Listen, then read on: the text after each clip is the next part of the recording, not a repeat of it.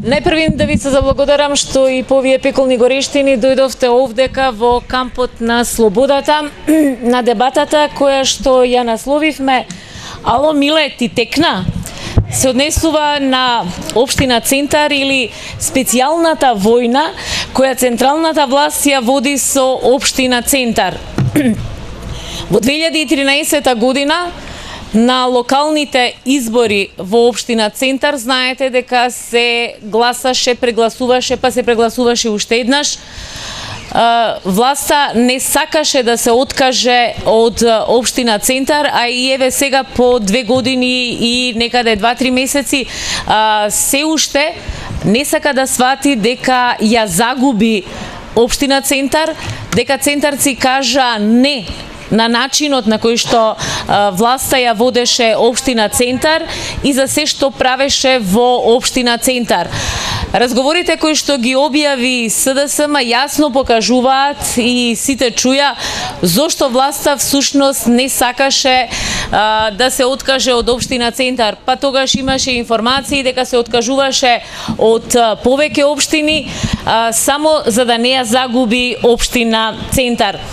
Вечерва за оваа тема ќе дебатираат Саша Богдановиќ, директорот на Паркинзи општина Центар, потоа Дончо Герасимовски, секретар на општина Центар, а во претходниот состав советник во општината, и Кочо Сојчевски, раководител на сектор за инспекцијски работи во општина Центар. На почетокот предлагам да чуеме една од бомбите кои што ги објави СДСМ. Тоа е разговорот меѓу премиерот Никола Груевски и сега веќе екс-министерот за транспорт и врски Миле Јанакиевски. Тука јасно се покажува дека власта не сака да се откаже од Центар, дека ги манипулира граѓаните, дека општинското раководство, опозицијата сакаат како големи неверници наводно да ја урнат црквата и затоа организира наводни протести од една наводна организација Верита, за која и ден денеска се покажа дека не постои. Ке чуете дека во разговорот премиерот Никола Груевски вели да му удриме, да го извадиме и да му удриме 5-6 шамари на Жерновски, така ќе се прекине седницата и ќе стане гужва во општината. Предлагам да го чуеме сега овој дел од разговорите. Ќе падне на уставето, а? 100%. Сега... Јас си мислам, покрај тоа што уставен ќе падне, у петок он да изеде едно 5 шамари пред камери. Да влезат граѓани и еден граѓан да дојде да му удари 3 шамари. Јаки. И да ти искочи. Можеме да договориме сценарио, мислам, ја планира па наши да излегува да протестира како што прави. Не го повела на никој. Не, добро. Ти ако се раче, џабе нема ќе знае и ќе спречи. Значи ептено онака, значи тоа е исто како мали џокица замислува нешто, си прави одлука и си пише што сака во одлуката. Подготви го Мартин и Суле да спремаат од утре да маваме. Добро, ги има материјали. Петок ќе му составиме едно 2000 луѓе пред Центар. Дел ќе си влезат и унатре, пошто нели имаат право граѓани да влезат. Да. Па да видиме, да размислиме дали еден да стане, едно 3-4 шамари јаки да му зврзи патите. Не може ништо му се направи. Нема тешка телесна повреда тука, за кривична, има прекршешна сам. Добро е советници да прават тие како за буџетот што прават. Како? Нашите советници се прават како за тие што прават за буџет. Излегуваат дека противно на закон, не си исто да цениш кој си исто да цениш. Да. Кривична. Има и 5 седмица. Тоа е. Да, може, додажи една седмица. Значи, ќе спреме материјал. Али да имаме со аргументи да ја напумпаме атмосферата дека прави фалш, за после тоа да има оправдување за тој чин. Значи, ќе ги спремам сега, ќе слушам со Мартин. Ги имам сите аргументи. Да. Важи, поздрав. Чувте како малите џокици во влада го замислуваат и го практикуваат владењето и власта. Значи, тоа беше оној познат случај на упадот и вандализмот во општина Центар, на кој што ќе се навратиме нешто подоцна. Реков дека Дончо Герасимовски беше советник во претходниот советнички состав. На кој начин се носеа одлуките во општина Центар тогаш, кога СДСМ и другите партии беа всушност опозиција? Тоа се тие спорни дупови за кои сега слушаме и спорни одлуки. Благодарам на сите присутни што во вака голем број на овие високи температури сте присутни тука. Меѓутоа и нашата тема и разговор е сепак и таа жешка. Можам да говорам многу повеќе од времето секако што не биде дозволено од аспект на она како советник што ги поминав 4 години во општината Центар. Ако ви кажам дека негде околу 100 седници имавме одржано за периодот од 4 години, на кои што седници негде во просек имавме доста точки на дневен ред, околу по 10, меѓутоа во 90-95% од седниците сите точки поминува со еден глас повеќе во однос на опозицијата во тој временски период. За жал, за ваша информација е доволно ви е познато и во тој период опозицијата, односно Социјалдемократскиот сојуз, заедно со своите коалициони партнери имаше мнозинство во Советот на општина Центар. За жал, од начинот и постапката и методите на работењето на партијата која беше на власт, двајца советници на сите познати кои основ преминаа, односно гласа за сите одлуки кои што ги донесуваше Советот за партијата на власт, односно за коалицијата на ВМРО-ДПМН. Од тука произлегува дека затоа сите седници кои што беа работени добиваа со глас повеќе со оние два поминати советници, односно 12-11 на одлуки кои што бевме во составот 23 како што и во денешниот совет. Меѓутоа, најголем број нажишки теми во сите седници на совет кои што беа работени беа актуелни и во расправа деталните урбанистички планови кои што негде околу 37 беа донесени за време на нашиот мандатен период, во кој што одлуки беа секогаш гласовите 12-11. Тоа значи дека кај нас постоеше голема тема на расправа, бучни и бурни дискусии, бучни и бурни седници на кои што во дел, дури и касно во ноќните часови, па една дури и сабалето во 5, наредниот ден заврши од аспект дека се што се работи има грешни насоки, се што се работи не речеме насилно и насртно и се што се работи и се донесува треба да се гласа затоа што некој така го направи. Ако откривавме низа аномалии во самите детално-урбанистички планови што беше цртано, уцртувано, додавано, правено, кое што немаше никаква теорија и логика, дури во една расправа, јас во една дискусија кажав, од објект кој што е ставен во еден детално-урбанистички план овде во непосредна околина, единствено само со хеликоптер ќе може да се смести, односно да се слезе до тој објект доколку се изгради. Нема никаков пат, нема никакво сообраќајно решение, нема никаков модел. Од тука произлегува дека нема пардон. Но тоа што е зацртано и некој го нацртал, треба да се реализира. Иако по сите напорни дискусии, иако по сите кажувања, иако се задржувавме на такви точки по неколку часови, од кои што од спротивната страна немаше ниту еден збор, ниту една реплика, ниту една дискусија. Што се чекаше? Кој е за? Два прста. И најжалосното во системот, не само кај нас, и насекаде, одлучува она кој што има помалку повеќе или број на гласови или купено некој што треба да гласа за него. Според тоа, независно од тоа колку сме и каде сме, независно од тоа какви сме, нема пардон, само да изгласаме некој што не рекол. Во меѓусебна расправа и на паузите со излегување од тие што раководеа и мора така да кажа да се гласа, велат извини другар, ти си се во право, ама нас ни е наредено да гласаме така. Што ќе очекуваме натаму? Каков детален урбанистички план, каква маркичка? Дури што откриваме? Во еден детален урбанистички план не, него во многу имаше многу едни црвени точки обележани, кои се разбира од урбанизмот е тоа. Кои што подмукло или со голем молк и тишина поминува. Тоа беа се бесправни изградени објекти согласно законските прописи и правила, се она што ќе помине на седници се усвои е во важност. Така да и тие, сите спорни, бесправни изградени објекти и така натаму, прашањето беше колку има, па нема бројте ги. И така натаму. Значи, тешки седници, тешки детални урбанистички планови, со многу грешки, со многу пропусти, поминуваа, за жал, со оние два наши советници, кои што беа од редовите на НСДП и ЛДП, но за жал се сликаа после нашата победа на советничката група со мнозинство на советници, на бини, на паради и така натаму, за да со доаѓање на седница, на конституирање на истата, извините, ние ќе гласаме за другите.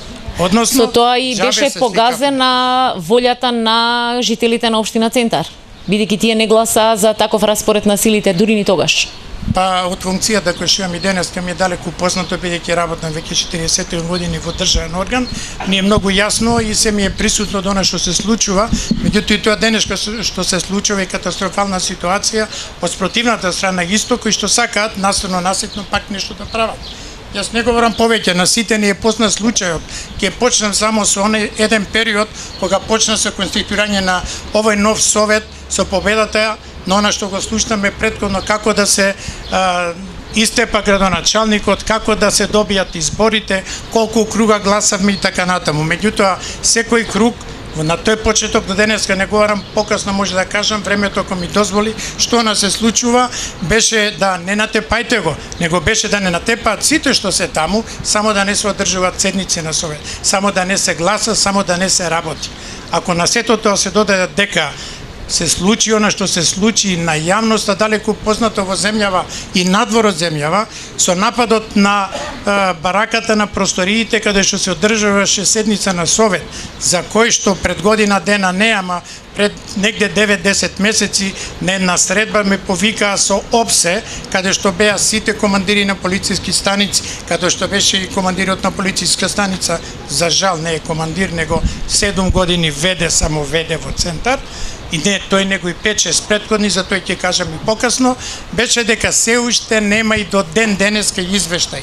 Обеќањето беше на еден сега висок функционер со овие оставки што беа ставени од страна на Министерството за внатрешни работи, кој што го стави на функција, кој што беше началник на полицијата на град Скопје, рече да ќе ви доставиме во најкраток временски период извештај за состојбите кои што се случија со настаните во општина Центар со нападот на просториите.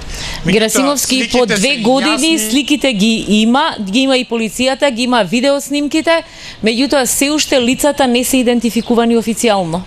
Па не можам да ви кажам друго, еден ме сретнува пред известно време, пред неколку месеци, вика тој првиот напред што стои пред бараката е председавач на советот во општина Ѓорче Петров. За жал, да се насмееме, не можеме да го препознаеме. Не само него, него и сите слики и снимки што ги има. Значи, така високи функционери кои се наоѓаат на одредена функција во редовите на ВМРО ДПМН беа во првите редови обесени, да не речем како мајмуни на оградата и на она прозорите кои што ги скршија сите во тој простор. Еден од нив беше и делегат на изборната конференција на ВМРО ДПМН за председател. Сега работи во Царина и се уште не може да го препознаат. Го видовме на фотографии со сега екс-министерката за внатрешни работи Гордана Јанкуловска и повторно не може да го идентификуваат тоа лице. Дали имавте контакти и какви се контактите со полицијата? Знаеме тогаш дека не интервенираа како што треба и тоа специјално бидејќи се работи за општина Центар. Таквата реакција сигурно ќе беше друга доколку беше за друга општина. Па случајот настана, познат е на јавноста, познат е на медиумите, познат е на органите и на сите е познат, видливи се снимките, видливи се личностите, меѓутоа за жал и по неколку интервенции, по неколку барања, по неколку писмени дописи, ако тоа веќе јас лично пред ОПСЕ со представникот во Република Македонија да го говоревме и беше обеќано дека ќе го достават тој извештај, за жал помина не 2, него веќе повеќе од 2 години, бидејќи настанот беше во јуни 13, сега е веќе јули. Значи, 3-та година чекориме, се уште немаме добиено извештај.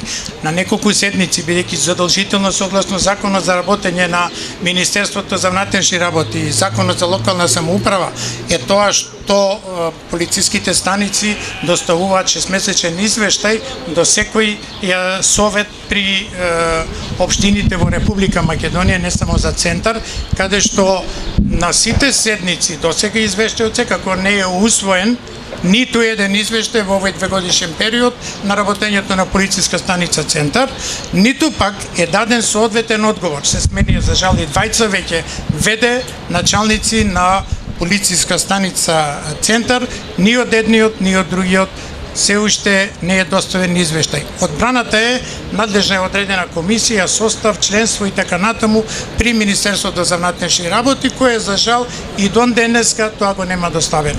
Дури за ваша информација и во 6-месечниот извештај и за оваа година извештајот беше доставен, представник немаше и точката на дневен ред не беше ставена. Сосема е очигледна и јасна состојбата со работењето на полицијата во општина Центар, за жал познато за сите, каде што, иако во одредени ситуации имаме соработка за секако контроли, дали имаат одредени овластувања за овде престоја, дали има одредени овластувања за пред куќата на новинарите, за просветниот кадар што беше и така натаму. За тие контроли, за тие проверки сме наедна чисти, бистри и јасни. Но за она што треба да се одговара, се нешто да поднесуваме непознат сторител дека го направил тоа ексцес со видливи сите моменти и документи, но се нешто неприфатливо во системот. И тоа секој се чуди од она што се случува и од она што го има. И на крај, од сето ова, сепак ова е во еден да речем, за мене не би сакал да говорам, ова ќе говорат еве и моите соучесници овдека на дебатата во однос на она што се случува во денешен период. Меѓутоа, од јуни месец, од април 2013 навака, можам да кажам многу повеќе работи во позитивна насака, но успешно, квалитетно работење на исполнување на задачите обврските, на исполнување на законските определби, на задоволување потребите на граѓаните, нивните барања и резултати во севкупното работење на натрешната организација на општинската администрација во општина Центар. Токму затоа и специјалната војна која власта ја практикува према општина Центар.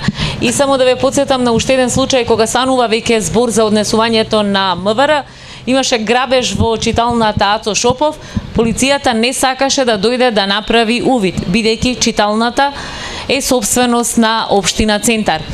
Инаку 2013-та, кога ова раководство општинско дојде на власт во општина Центар, затекна потрошен буџет за цела година за првите 2 месеци. Слична ситуација беше и во единственото јавно предпријатие кое што го има општината и кое раководи со него, тоа е јавното предпријатие Паркинзи Центар, чиј директор е Саша Богдановиќ. Каква беше значи состојбата во Паркинзи Центар? Затекнавте и загуби и лоша состојба. Јас пред да почне директорот на предпријатието на општина Центар Паркинзи, само да кажам 2-3 збора за тоа предпријатие во мандатот кој што бев советник. Во една година беа доделени 21 милион денари субвенции на јавното предпријатие Паркинзи на општина Центар. За да истото во 4-годишниот мандатен период смени неколку директори, за да истото предпријатие секој квартален период при поднесување на финансов извештај и извештај за своето работење, во секој квартален период пријавуваше негативно салдо на својата финансиска сметка. А може да замислите 21 милион субвенции. Ова наше предпријатие, не да го офалам предпријатието или директорот, во изминативе 2 години работи со позитивно финансиска салдо. Ниту еден денар од субвенции, ниту еден денар од општина Центар, ниту еден денар помош од било каде. А предпријатието на општина Центар за Паркинзи доделува награди, доделува финансиски средства, доделува било какви донации за многу сфери од своето работење. Во тој домен не би говорил повеќе за функционирањето, нека го каже директорот на предпријатието. Благодарам. Добро, благодарам на сите за присуството. Бидејќи дојдовте на ова жешко време, да ни дадете и да не се слушате, да видите што се ние како администрација, како јавно предпријатие, како општина поминуваме во изминативе 2 години како власт во општина Центар. Знаете дека после пеколните 3 круга, ние како ново раководство тогаш во 2013 веќе трчаме и 4-ти или 5-ти круг во општината, борејќи се со ВМРО ДПМН и актуелната власт. Јас ќе говорам во делот каде што јас работам и каде што сум јас директор. Во 2013 година, 20 мај, додов на позицијата ВД директор на јавното предпријатие, единствено јавно предпријатие во општина и единствено опозиционо предпријатие во Скопје, така да се изражам, така да кажам. Значи предпријатието го затегна во долгови во износ од 12 милиони денари со нерасчистени обврски према сите своји добавувачи, лоша наплата и еден куп обврски према други доверители, односно општината како најголем, бидејќи јавното предпријатие со одлука на Совет треба да плаќа комунална такса према општината и таа изнесуваше исто над 12 милиони денари. Се на секој ќе се собере, долгот на јавното предпријатие изнесуваше над 400.000 евра. Веќе третиот и четвртиот ден, бидејќи доека седнете, доека видите со што се соочувате, започнаа блокадите. Единствено нешто што ни преостануваше да седнеме со сите добавувачи, да се договориме како полека да се стрпат, да не блокираат, за да може јавното предпријатие на време да направи распоред за да ги сервисира сите обврски кои што ги имаш. Нормално уште од самиот почеток се соочивме со сопки од страна на централната власт. Веќе 10-тиот ден добивме писмо од град Скопје, каде знаете каде кој раководи, кој е на власт, дека сакаат да ни ги отстранат и вертикалната и хоризонталната сигнализација и со тоа да ни ги уништат приходите и предпријатието да го донесат во пропаст, односно да биде затворено, бидејќи без приходи и така веќе со познати големи дубиози веќе требаше да биде затворено. Успеавме заедно со општинските власти да превземеме контрамерки, да застанеме цврсто, бидејќи со оваа власт на друг начин не може. Успеавме и ги задржавме сите наши паркиралишта и со самото тоа направивме мала реорганизација во самото работење и за едно 50% ги зголемивме приходите во јавното предпријатие и со тоа месец по месец се поуспешно почнавме да ги сервисираме сите долгови кои ги имавме. Само сакам да кажам дека приходите беа некаде околу 4 милиони денари месечно, сега изнесуваат над 6 милиона месечно, а воедно се исполни едно од најголемите ветувања на градоначалникот во изборната кампања, а тоа беше воведување на бесплатен паркинг за жителите на општина Центар, со што со одлука на Советот на општина Центар дадовме една поволност на граѓаните и воедно и покрај сите дубиози кои што знаевме дека ги имавме, се откажавме од дополнителни приходи кои значеа многу, но со реорганизацијата и начинот на кој што воспоставивме и нови пракси, начин на функционирање и правење на нов тим кој работеше домакински, успеавме на крајот на годината да ја намалиме загубата на предпријатието од 200.000 евра на 50.000 евра и веќе од наредната година да работиме со добивка. Воведовме воедно нови системи за наплата, воведовме и модернизација на паркинг системите, начините на наплата, обновивме целата сигнализација и од предпријатие кое што беше загубра го доведовме предпријатие кое што еднаш за секогаш почна да враќа пари во општината, односно да плаќа комунална такса. Како што спомна секретарот, за 2012 година јавното предпријатие има добиено помош, значи неповратни средства од износ од 21 милион денари во 2012 година, за 2013 власта претходна имале планирани 10 милиони денари. Ние се откажавме бидејќи општината беше затекната во лоша позиција, касата беше испразната и буџетот потрошен година дена унапред, се откажавме, стиснавме заби и до крајот на 2013 успеавме да ги сервисираме сите обврски, да дојдеме месец за работа, редовно да исплаќаме плати и потоа да продолжиме со добивка да работиме со јавното предпријатие. И сега, како што најави градоначалникот на Скопје Коце Трајановски, сака да ги припои јавното предпријатие Паркинзи Центар и предпријатието за паркирање на град Скопје. Зошто? Добре, јас ќе искоментирам една работа. Единствено нешто што може да направиме, они да се припојат со нас, односно да дојдат под наше владение. Тоа е од неколку причини. Изминатата 2014 јавното предпријатие Градски паркинг покажа загуба од износ од 160.000 евра. Јавното предпријатие на општина Центар имаше добивка од 240.000 денара, веќе првиот квартал 1.800.000 денари, а пак што е апсурдот уште поголем да знаете како владеат, ќе ви кажам само какви се накратко законските определби за општина Центар, не зборам за другите општини, бидејќи тука се наоѓаме ние. Значи целата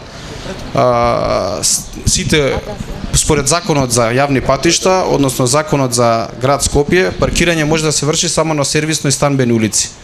Со одлука на Советот на општина Центар 2005 година мислам, одредени се кои улици се под ингеренции на општина Центар. А во општина Центар имате апсурдна ситуација каде што општинските власти, начело сега со градоначалникот и општинските служби ги асфалтираат, ги уредуваат тие улици, а на нив гледате дека наплаќа градски паркинг. Значи, по самата логика, чим имате јавно предпријатие на општина Центар, логички е истите да ги стопанисува јавното предпријатие на општина Центар, кој воедно па сите заработени средства на комунална такса 10% во износ од тоа што наплаќа ги враќа назад во општината баш заради тие причини, за да има можност општината да гради нови паркиралишта, истите кои се постоечки да ги обновува. Но само кај нас во Македонија, никаде другде во светот, каде што сум бил и сум имал контакти со разни јавни предпријатија, не постои таков начин еден да уредува и да гради, а друг да наплаќа од тоа. И затоа сметам дека во брзо време кој ќе дојде до промена на власта, таа неправда ќе исправиме. И само кај нас и никаде во светот, премиерот и одредени министри се љубители на плацови, станови, згради. Па така чувме од снимките како шетале низ Скопје, како шетале низ Водно, си бираат плацеви, па дури еден плац на Водно сакаат, како што велат, џабарлак да си го земат и да го поделат. Ова тема е актуелна и деновиве и пред да ни објасни Кочо точно за што се работи, како дојде до сето ова, предлагам да го слушнеме и тој дел од бомбата на опозицијата. Тоа не сме збрекува, аз сам работата за тоа. Ама ја и терам сам. Ја тераши? Да. Добро, направи така, па се... Ја не знам, стварно не знам дека тоа што викаш по 1000 дека се најчесто и така, не го знам тоа. А по колку се високи тие обично, што се по 1000? Приземје плюс 5, приземје плюс 4 и така. Аха. Добро, значи 3 комада ќе може на тоа место. Да. Добро, не, стварно не знам, мислам, немам представа дали е тоа окей или не окей. Може да направам уште едно истражување. Абе, вака ти тргни. Кога би било твоето, како е најболje за тебе, така ќе го направиш. Па така мислам. Ти да си у истава ситуација, како ти би постапил, така. Така мислам дека е најдобро, затоа така ви кажувам. Океј. Ако е така, најдобро така да тераме, а за ова другото видим да биде у јануари и на колку е поделено. Тоа на колку е поделено ми е помалку битно отколку да биде у јануари. Знаеш, и да е на 10 поделено, океј. Така. Океј. И на 5 да е па океј, битно ми е да тргне. Баш, разбирам. Значи, чувте, не се разбираат многу од оваа област, но имаат добар нос имаат за добар бизнис. Очигледно за оваа парцела и за овој дел од општина Центар биле заинтересирани, но да чуеме што сега се случува. Реков дека оваа тема е актуелна деновиве. Добра вечер да сиде. Јас сум Кочо Стојчевски, раководител на сектор за инспекцијски работи при општина Центар. Знаете, деновиве со оваа тема и со онаа другата која е за нивната бивша жолта зграда, денешна бела куќа, сме актуелни. Затоа што сакаме да покажеме само дека општина Центар има власт. Значи во општина Центар ние како СДСМ и како коалицијата сме на власт. Што значи тоа? Сакаме да покажеме дека сме власт, но власт поразлична од нив. Власт која ќе ги почитува сите правни и законски прописи во оваа држава и кој ќе спроведува се без разлика на кого тоа одговара или не одговара во дадениот момент. Конкретно за оваа парцела водиме битка со градежниот државен инспекторат и со управниот инспекторат веќе повеќе од година дена. Знаејќи дека позади фирмите и физичките лица кои се појавуваат како собственици на тие парцели стои некој друг. Одлучивме да видиме до каде се спремни да отидат за да реализираат своите налудничави идеи. Резултираше тоа со закани од страна на градежниот инспекторат дека ќе ни бидат одземени надлежностите ако не постапуваме и закани нормално од управниот инспекторат кој го имаме, верувајте, почесто на гости од странки. Ни се случува во еден ден да имаме од 4 до 5 инспектори управни за различни предмети.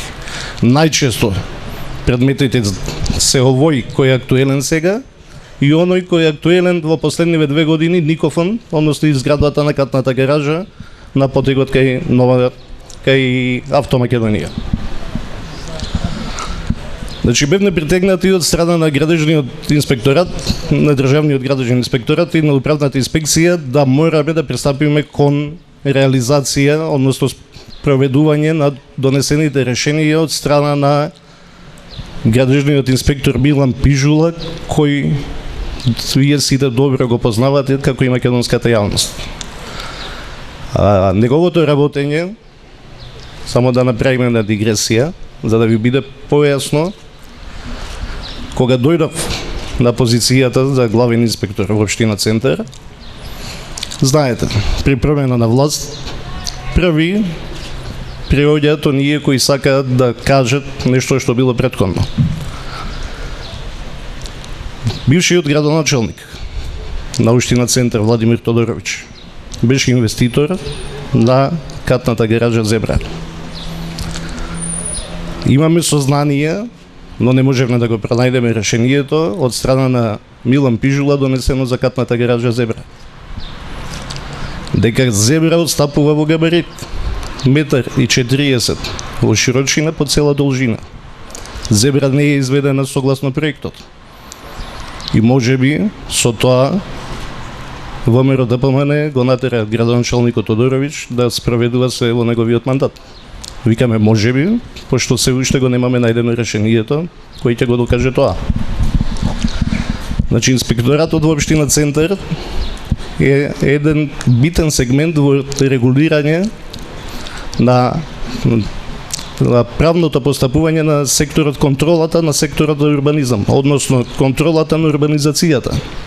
Наместо тоа да го прават, господинот Пижула во последните денови од неговиот период, кога он беше инспектор, ги донел решенијата за уривање на гаражите, кај што треба да се пробие не пат, него пешачка патека. Подоцна ќе ви објаснам зашто тоа е битно. Ги донел решенијата на господинот, да гласат на господинот Ристо Гуштеров и на уште еден кој ги наведува како инвеститори на изградени дивоградби. Тие гаражи, според кажувањата на сите жители на населбата Водно, постојат од 56-та година. Господинот Гуштеров е на Водно од 2000-та. Значи, тие решенија бесправно донесени, од познати причини, ради тоа што беше разрешена таа позиција, не успева да ги спроведи и од тогаш почнуваат притисоците за спроведување на решенијата. Ние, немајки што да направиме друго, моравме да закажеме полициска асистенција и да влеземе во немилост и на нашите гласачи кои не гласале, да испратам јас инспектори на лице место заедно со фирма која ќе мора да ги спроведува решенијата. За среќа, револтот на граѓаните е поголем и тоа е запредат, како што видовме на двата обиди кои беа за спроведување на решенијата, граѓаните се протиставија остро.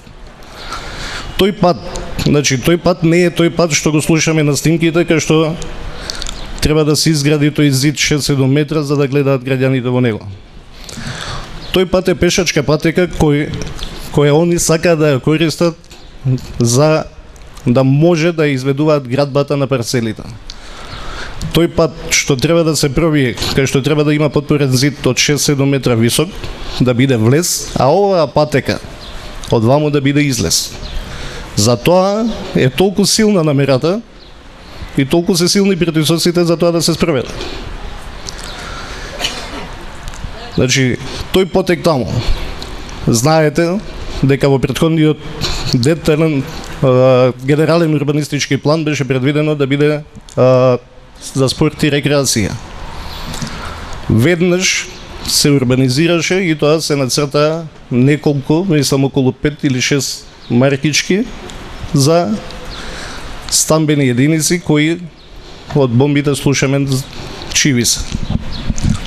Мислевме дека после објавување во јавност притисоците, ако ништо повеќе, барем ќе се намалат. Знаете што се случи? Од кога ние ги објавивме, они уште посилно почнаа да притискаат за извршување на решенијата. Значи, бескрупулозни се за остварување на нивните цели и на своите лични интереси. Тоа го имаме на секој случај и со самиот факт што блиски луѓе на партијата на власт во општина Центар, верувале или не, во изградено и неизградено градежно земјиште имаат околу половина милиарда евра. Тоа со самиот факт кажува колкав е притисокот на нас за контролирање на сите градби и на сите објекти кои они ги имаат. Ова беше значи за локацијата на Водно. Се надеваме дека граѓаните ќе истрајат во нивната намера дека Водно не го даваат и дека ќе се спаси овој дел на Водно, бидејќи според некои кажувања треба да се исече голем дел од шумата и да се уништи оној мал дел од белите дробови на Водно што остана. Имам уште едно прашање. Вие рековте дека се работело за излегување од габаритот 1,40 м. За отприлика толкава височина беше урнат Космос на Фијат Цановски. Сега инспекцијата на општина Центар утврди дека седиштето на ВМРО ДПМН исто излегува од проектираната големина и дека е почнато предадено во употреба, што сите го видовме, бидејќи имаше и свечено отворање, имаше прослава, без употребна дозвола и дозвола за почеток на селување во таа градба. Што може тука да направи општина Центар, бидејќи јавноста е навистина заинтересирана? Ако партијата на власт не ги почитува правилата, кој ќе ги почитува тогаш? Значи, таа е втората тема која обработуваме овие денови. Од долги консултации, од причина што да не бидеме сватени дека правиме политички реваншизам на партијата на власт. Значи, ние не сме оние кои намерно ќе отидеме да бараме и да правиме проблем, и не сме оние кои намерно ќе злоупотребуваме власта само да се одмазиме на политичкиот противник. Најзаконски, најчесто отидовме побаравме не од ВМРО ДПМН, пошто кај нас странка не е ВМРО ДПМН, него е Бетон. Значи, приватната компанија да ни овозможи увид на лице место, да видиме дали градбата е согласно одобрениот проект од страна на општина Центар. Кога отидовме таму, видовме ситуација кај што еден дел од објектот, знаеме добро кој дел, но тој дел и во овој момент е во собственост на приватната компанија Бетон. Е пуштен во употреба, а другиот дел е во фаза на карабина. Законски мора да бидат исполнети сите предуслови за објектот да биде пуштен во употреба.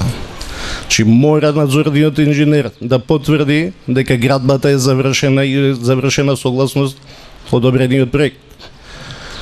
Чи мора потоа да го достава тоа во општина Центар, за да може ние да го испратиме геодетскиот елаборат во катастар, за да може да се спровери. После тоа, они може да го отворат штабот, може да соберат луѓе и може да кажат дека свечено ги пуштаат во употреба просториите на нивната партија. Да не бидеме погрешно сватени. Че знаеме како ние нас, кога многу пати до сега ни го напаѓаат седиштето. Незаконски. него вандалски. Знаеме како ние сите се чувствуваме во тие моменти. Ги разбирам и нивните реакции деновиве. Но да знаат, ова е законски и они ќе мора како власт во оваа држава да ги почитуваат законите.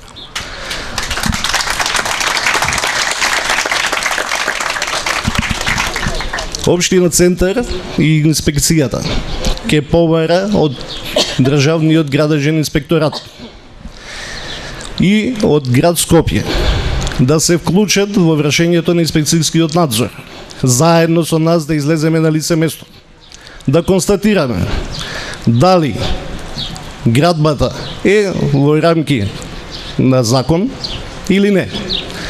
Значи, заедно со нас да видиме дали одобрението издадено од град Скопје за урбана опрема, викаме ние, или за тенда во склоп на објектот е законски.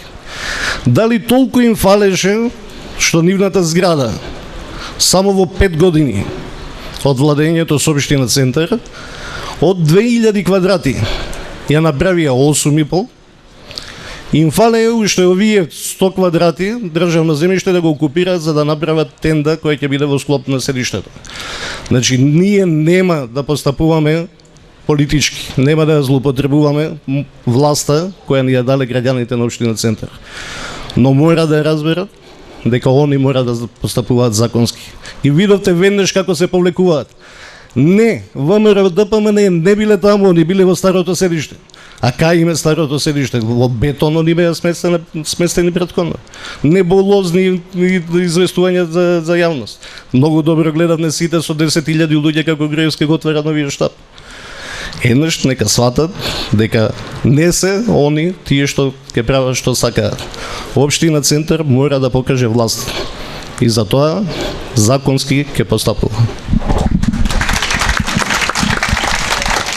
Она што власта го забранува за општина Центар преку Агенцијата за администрација, преку тендерите, преку уривање на тендерите кои што ги распишува општина Центар се нови вработувања. Секоја власт, секој избрано лице кога доаѓа на власт си формира тим со кој што ќе работи.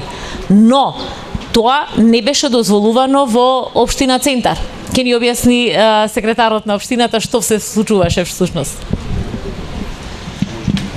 Па во однос на кадровските прашања, само би напоменал дека ние сме 2 години на власт во општина Центар, а во претходен мандат, односно во претходни 13 години беа ВМРО ДПМН. Во последните години пред доаѓање на власт во 2013 година, во изминатиот период кога говорев и кога бев советник, општина Центар со нашето доаѓање имаше 62 вработени. Со нашето заменување стана 125, за денеска сме 140. Значи, во кадровски потенцијал имаме токму тоа работено и правено сосема коректно, согласно законските деловнички статутарни одлуки и правила и прописи кои што важат во државата. Во однос на вработувањата во општина Центар, имавме можности и потреби да вработиме стручен кадар, кој што беше потребен заради вршење на вакви активности кои што веќе беа наведени во одредени сектори. Затоа, ниту имаше слух Министерството за информатичко општество, ниту неговата агенција за државни службеници, каде што на наши барања одговараа дека не може да се распишуваат огласи. Од една страна, од друга страна, поради одреден притисок кој што се вртеше и на агенциите за времени вработувања, ние не можевме да најдеме агенција да вработиме лица преку агенција за времени вработување. За жал, каде што денеска во државата, во министерствата и во други државни органи има сигурно десетици илјади такви вработени. Но најдовме агенција. Агенциите беа уценувани да не се јавуваат на тендерите на општина Центар. Во таа насока јас имав соработувани со многу агенции, каде што имав и по илјади анкетари вклучувано и им дававме приход. При моите констатации, консултации и договори со нив, велат, опростете, меѓутоа ни е предупредено ќе ни ја земат лиценцата. најдовме агенција од Струмица, ја казнија и ја зема лиценцата, ни ги избрка вработените. Во денешно време успеавме и по донесување нов закон за административни службеници кои што го трансформира во државни во административни, по барање на други општини да се вклопиме и по стар закон да ни овозможат да распишеме одреден оглас. По тој оглас сега се беше во тек, примивме неколку државни административни службеници кои што се на пробна работа за во натамошен временски период. Меѓутоа, во овој временски период покрај сите овие говоранции на состојбите би напоменали следното. Ова владеачка гарнитура која што е во општина Центар, не во државата, има големи успеси во работењето во изминатиот двегодишен период, не само во кадровски, туку во организационен, финансиски аспект. Од кој аспект? Од аспект во низа активности на потрошувачка, оно што беше правено во изминатиот период, поготово во, да не говорам, 13 години и во 4-те последни, ние имаме заштита во финансиски аспект на еден јавен, транспарентен буџет за јавноста за граѓаните, бидејќи локалните единици се во функција на граѓаните, да кажуваме отворено, јавно и транспарентно како се троши буџетот, колку средства има, за кои намени се употребуваат и каква е неговата структура. Од тука произлегува дека ние имаме заштеди во 2014, за разлика од претходен период, каде што беа направени одредени длабински анализи и сондажи на севкупното работење 30% во однос на буџетот. Да не говорам што се говорело за потрошило за возен парк, за службени патувања, не говорам за одлуките кои што беа донесувани за Скопје 2014. На секоја седница формирање комисија од 5 члена, 10.000 учесник во секој член во комисија и рачунајте кои финансиски средства. Патувањата во Италија, патувањата во Загреб, патувањата во Белград, со службени возила, со употреба на чамци, на глисери, со сметки од општината, се на вистина катастрофални состојби ситуации кои што се злоупотребувале во општината. Во изминатиот период беше наговорено, нема денови во месецот колку што имаме инспекции и контроли, дали од државен управен инспекторат, дали од трудова инспекција. Еден ден доаѓа, дали се пуши, па после 3 дена пак, извинете, не знав дека бил колегата. Од аспект бидејќи не можеме и контрола до крај да воспоставиме, велам секој што ќе се најави ќе дојде, нека дојде да видиме за кои потреби цели доаѓа. Кој ќе кажеме на еден состанок, да прашам јас од кај сте од општина Центар, знаеме каква ве ситуација. Тоа го говорат оние кои што се од другите соодветни општини, дали од градов или од натрешност, бидејќи знаат на се што е подлежен општина Центар од сите овие состојби, од сите овие работи кои што се случуваат. Но за жал, ние чекориме напред, ние сме со граѓаните, ние ги исполнуваме од врските и задачите законски, потребите на граѓаните и ќе работиме во натамошниот период. Од тука нашата партија, нашата коалициони партнери во заедништво ќе имаме се поголеми резултати. Гласањето и по 100 круга ќе бидат, верувајте, за нас. Благодарам. Само уште едно подсетување дека во општина Центар во тоа време имаше вработено и двајца ѓњурци, дека се одеше во Рим и Милано како до Ѓорче Петров и дека според информациите на вработените се набавувале чевли од 2000 евра на сметка на општинската каса. Сигурно сите се сеќавате на паркобраните, се сеќавате на онаа безмилосна сеча на дрвата кај Бристол. Многумина се прашува зошто го прави власта ова. Од разговорите и од една од бомбите се гледа која била инспирацијата и зошто власта тоа го направила. Да ја слушнеме и оваа бомба. Зашо? Кажи Миле, сега еве тука сме со шефот. На обработени 39 гласачки места. Да, колку е тоа посто? Сега ќе ти кажам 42,4. Добро. Ние имаме 7178, ти има 7391. Значи 120 разлика. За нив? Да. 220, извини, те лажам. 220 за нив? Да. На 44%, на 42% обработени. Не, валя дека ќе изгубиме за 300 гласа веќе. Втор круг, слушай како што ти реков, втор круг ќе има. Ќе има 1000 и нешто.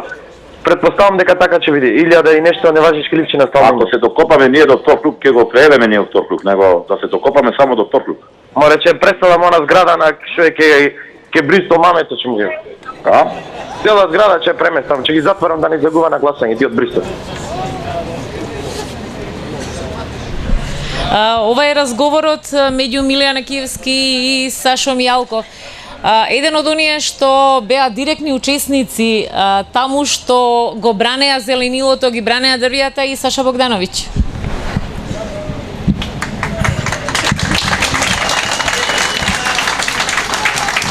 Добро, јас кога се присетувам, затоа кажав дека имаме и 4-ти, 5-ти круг у центар. Тоа беше веќе 4-тиот круг започнат, од кога добивме власта, согласно некои информации, власта брзаше што побрзо да започне со некои активности градежни на некои места, се додека не се конституира советот, не започна општината со работа. Едно од тие парцели или места каде што сака за да се ги завршат своите запланирани објекти беше двете парцели кај спроти стара железничка станица. Како што се сеќавате, кога започна оградувањето, значи зборам Карши Бристол, луѓето излегува масовно, ние како партија која што се и коалиција која што се боревме да се спречи сето тоа, излеговме во пресред, ги избуткавме тарабите за да доцна навечер заедно со силни полициски сили успеа да го оградат тој објект. И тука искрено со сите напори и поддршка која имавме од граѓаните не успеавме да го поштедиме тој парк, бидејќи најискрено не очекувавме дека до таму ќе одат.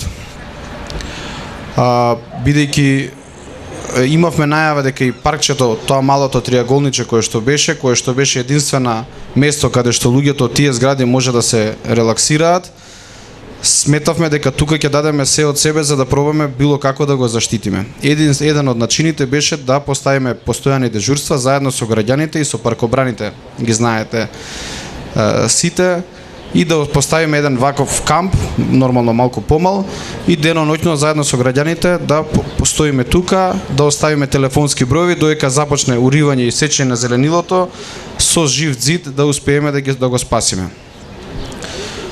Издржавме 2-3 недели, не знам точно колку беше 2 август, немаше многу луѓе во Скопје, доцна навечер луѓето беа брутално извлечени од шаторите и во рок од пола саат, има снимки, може да ги видите на веб порталите кога излегува, за пола саат беа исечени сите таму дрва кои што беа по 30-40 години стари. А тоа беше поради желбата на премиерот наводно да го разубави овој дел на центар. Да, како тоа беше и во дел од бомбите кои што беа објавени, да направи таму убава зграда, која што гледате дека сега таму е веќе изградена и воедно не го разубави, него го угуши тој дел од градот. Ние останавме упорни на тоа, ги појачавме дежурствата и останавме поорганизирани, засадивме нови дрвца, организиравме нови активности, како би успеале да го заштитиме тој дел од градот, односно тоа паркче, да не дојде пак да биде една купишта бетон и железо, него да пробаме да зачуваме да остане барем тоа зеленило и тие нови дрвца кои што ние ги посадивме. Веќе после 40-тиот ден, некаде 1:30, јас бев дежурен до кај 12:30 со дечките, заминав дома, ми задзвоне телефонот, само слушнаа дојдоа по нас, се исклучи телефонот, знаев што се случува, дојдов таму што да видам, имаше преку 200 специјалци, скоро ова што го кажува Миле на снимките, ќе ги блокира влезовите, така и беа блокирани влезовите. Бидејќи не можев да влезам, направив еден круг, се паркирав на паркингот кој е во владење на јавното предпријатие и кога застанав, околу мене дојде околу 15 специјалци, брутално ми извлекоа од колата, што бараш тука. Ја реков дека имам дојава дека нешто се случува на паркинзите и тука околу паркот. Веднаш повика еден джип, ме ставија во джипот, ме однесоа во полициската станица Пролет, каде што ги видов и останатиот дел од протестант, односно од луѓето од паркобраните, кои беа разместени во разници простории, беа приведени. Мене директно, вајда бидејќи ме знаат подобро, ме спуштија доле во просториите, без никакво образложение, почнаа да ги проверуваат телефоните, да не имам нешто снимено или правено. Ние за среќа, бидејќи имаме искуство веќе со кого си имаме работа, горе поставивме една камера која што го документираше се она што се случуваше во тој период. Мислам дека го имате гледано, каде со огромна механизација и огромни полициски сили не извадија од од тоа паркче не поапсија и не однесува во полициската станица Пролет, а потоа они си ја завршија цела таа работа околу градување и уништување на тоа паркче кое што го браневме некаде околу 40 дена. И на местото на тој убав парк кој беше еден од попознатите и во кои центарци Скопје ни го сака, сега имаме буквално една грда слика, една грда зграда која е како чир во центарот на Скопје. Секретарот кажа дека некои од дуповите се носени во раните утрински часови. Еден од нив беше оној дуб во кој што се предвидува до Автомакедонија барокна катна гаража. Општина Центар макамачи води војна буквално со собственикот на земјиштето Никофон, кој што тука има намера, и тоа силна намера, да изгради катна гаража.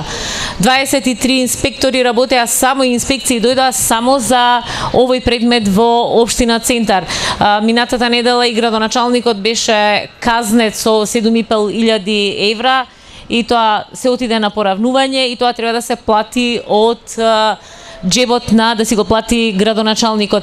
Има ли шанси граѓаните во тие околни згради кои што жестоко се спротивставуваат тука да има катна гаража, бидејќи велат тоа ќе им го уништи начинот на живење, да се спаси?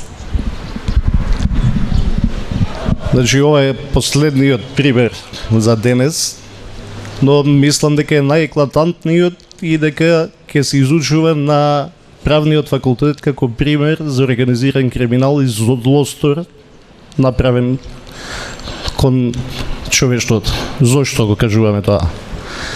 На таа парцела, која е Автомакедонија, е предвидена катна гаража во висина од 30 метра. Значи, ни малце ни повеќе, 10 ката катна гаража. Тоа е прво. Второто е што на таа катна гаража катноста, односно висината измеѓу катовите е 3,05. За катна гаража знаеме дека таа висина нема потреба да биде толкава.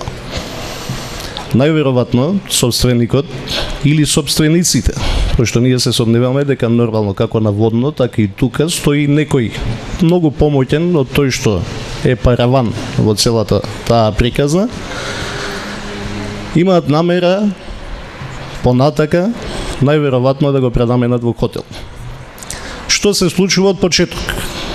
Значи, тој плац е продаден на лиситација со почетна цена и постигната цена по 100 евра од метар квадратен. За тој плац собственикот сегашен на земјиштето има платено 100.000 евра. Во рок од 9 месеци собственикот на плацот, односно најповолниот понудувач, е должен да ги прибави сите документи, односно да добие одобрение за градење од страна на општина Центар, нормално, ако нема обструкции од локалната или централната власт. Што се случува? Постапката во општина Центар е започната на само месец дена или 2 месеци пред истек на рокот од 9 месеци кој е даден во договорот, во купопродажниот договор. Постапката во општина Центар нити некој намератно ја кочи, нити сакаме да биде приоритет наш да побрзаме да се реализира. Доаѓа до момент кај што државните институции, односно Центарот за заштита и спасување, на 2 пати за таа катна гаража дава негативно мислење по однос на влезот и излезот од катната гаража. Односно, катна гаража која предвидува паркирање над 150 паркинг места мора да има влез и излез. Оваа катна гаража го нема тоа. Затоа дирекцијата, нормално, и службите во таа дирекција, никој не сака да направи нешто за што утре ќе одговара, дава 2 пати негативно мислење. Ради тоа, рокот од 9 месеци се пробива. Значи, законски не може да се изгради, не може да се добие согласност од дирекцијата за заштита и спасување. Што прават? Го менуваат правилникот на дирекција за заштита и спасување, за да издадат позитивно мислење, и после тоа пак го враќаат назад. Замислете што ќе се случи кога таа катна гаража, која предвидува паркирање на 280 возила, има само еден влез и излез. Што ќе се случи во случај на пожар? Што ќе се случи, дали математички пресметано, ако за секое возило е потребно минута или две да влезе и минута и две да излезе, дали воопшто ќе биде можно таа катна гаража да функционира на тоа место? Плюс од тоа, таа улица која е предвидена за да биде влез на таа катна гаража е исто сервисна улица на станарите, односно на кулите што се таму. Верувајте дека за таа катна гаража до сега 23, значи на број точно 23 управни инспектори од сите градови во Република Македонија се дојдени да вршат буквално притисок за што побрзо да се издаде одобрението за градење. Во меѓувреме, знаејќи дека може да се случи многу скоро да ја изгубат власта и во правна постапка договорот да биде раскинат, а земјиштето вратено во собственост на Република Македонија, го заложуваат во банка. Значи земјиштето, собственикот кој го купува за 100.000 евра, го заложува за 350 што ги има подигнато од банка. Фактички, практично, нити јавниот правобранител е покрена постапка за раскинување на договорот, нити на наше прашање дали договорот е се уште во важност, тогашниот министер за транспорт и врски одговори дека да, иако не е испочитуван рокот за добивање на одобрение за градење, договорот важи. Значи, тој е школски пример за организиран криминал. Тој е школски пример, не ни треба да сме ние на власт. Ни треба само власта да не е против нас, за да може во нормална постапка земјиштето, договорот да биде раскинат, земјиштето да се врати на Република Македонија, а општината да предвиди градба која ќе биде соодветна на условите таму, со што не би го нарушиле нормалниот живот на жителите. Чи тоа е катната гаража кај Автомакедонија. И ова се само дел од притисоците кои што власта ги прави врз општина Центар. Како што кажа и Саша и Дончо Герасимовски, ние сега го трчаме четвртиот, петиот круг во општина Центар. По 13 години владење ВМРО ДПМН ја загуби општина Центар, и ако се сеќавате и на самите избори на оние 3 изборни круга, не можеа никако да се согласат дека ја губат општината. Па ако се сеќавате тогаш твитерџиите за притисокот кој што се правеше и врз Жерновски, и врз СДСМ, и врз целокупната опозиција, напиша многу постови на Твитер кои што останаа запаметени, па сега ќе ве потсетам само на неколку. Мајка му на Жерновски имала болки при породувањето. Каков е тој човек што сака да биде градоначалник, а малтретира родилка? Жерновски пукал петарди со црвен фитиль, а не со жолт. Не платил за кеса во Тинекс, дошол со платнена кеса од дома. Вака изгледаат и забелешките кои што денеска инспекторите ги имаат кога доаѓаат во општина Центар. Сакаат по секоја цена да го оневозможат нормалното работење на општината, нормалното остварување на ветените цели, да можат без казни вработените да си ја исполнат задачата, избраните за она што се избрани. Богдановиќ кажав дека по 13 години ВМРО ја загуби власта. Дали ќе се дозволи по 4 години, поради силните притисоци, поради силните обструкции, Центар да биде повторно во рацете на ВМРО ДПМН, она што многу го посакуваат? Добра, ајде сега тука ќе зборам и како председател на општинската организација Центар. Ние од 2011, благодарение и на претходното раководство на општинската организација, започнавме да го декласираме ВМРО ДПМН, тога со 3000 гласа разлика на парламентарните избори. 2013 година покрај сите притисоци, медиумски мрак, пустец и сите останати злоупотреби кои што ги правеа, во првиот круг победивме некаде околу 1500 гласови, во вториот искрено пеколен круг добивме со 980 гласа, во третиот круг победивме со над 3000 гласа, бидејќи на граѓаните на Центар им дојде преку глава. Со напорната работа и во општината, и во Паркинзин општина Центар, и во сите сфери каде што општината има ингеренции, но и на самата општинска организација, коалиционите партнери пред се со граѓаните, успеавме 2014 година разликата да ја зголемиме на 5133 гласа према противникот, 2700 на парламентарните избори, а на референдумот кој што го организиравме, дури 40% од граѓаните излегоа, се одважија и покрај сите притисоци и закани, а 97% од нив да се спротистават на самоволието на власта, тоа е за промената на ГТЦ, со што ни дава уште поголем мотив да ја зголемуваме разликата и во сите наредни изборни циклуси и години кои што предстојат да го декласираме овој начин на владење на владеачката партија.